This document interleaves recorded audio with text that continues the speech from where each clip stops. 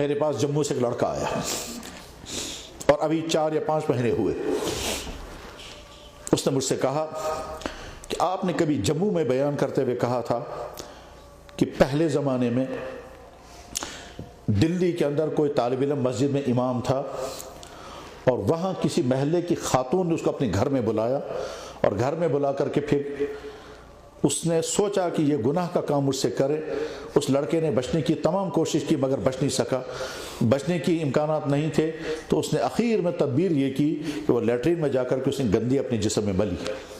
اور پھر جب واپس آیا تو اس عورت کو نفرت ہو گئی, اس نے باہر نکال دیا. میں نے کہا ہاں یہ واقعہ ہوا ہے, ہم نے سنا بھی ہے, ہم نے پڑھا بھی ہے, اور جس لڑکے کا یہ واقعہ ہوا ہے اس لڑکے نے چونکہ اپنے جسم میں گندگی ملی تھی اس لیے بدبو پیدا ہو گئی تھی.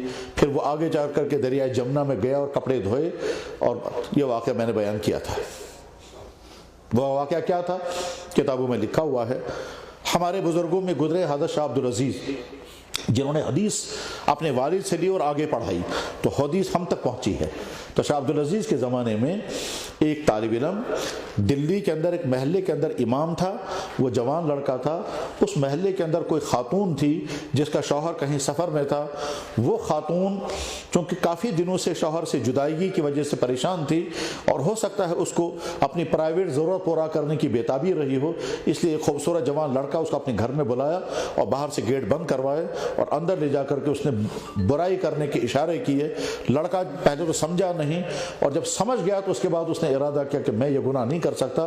اس خاتون نے یہ کہا کہ تم بچ نہیں سکتے, دروازے سارے بند ہیں, تمہیں کرنا ہوگا.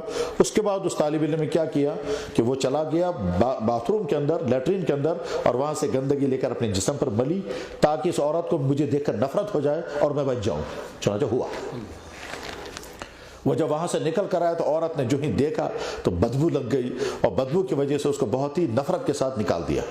یہ بیچارہ طالب علم سبق پڑھنے کے لیے نہیں پہنچ پایا. وہ دریائے جمنا کے کنارے گیا, اپنے بدن کو دھویا, اپنے کپڑوں کو دھویا, جلدی جلدی بھیگے ہوئے کپڑے پہنے اور سبق میں پہنچ گیا. تو جو ہی سبق میں پہنچ گیا تو پوری کلاس کے اندر خوشبو پھیل گئی. تو سارے لوگ کہنے لگے بھائی یہ کیسی خوشبو ہے. وہ سوچنے لگا خوشبو کہاں, میں تو بدبو میں سے نکل کر آیا اور شاید صفائی کرنے میں کوئی کمی رہی ہے اس لیے ان کو بدبو آ رہی ہے.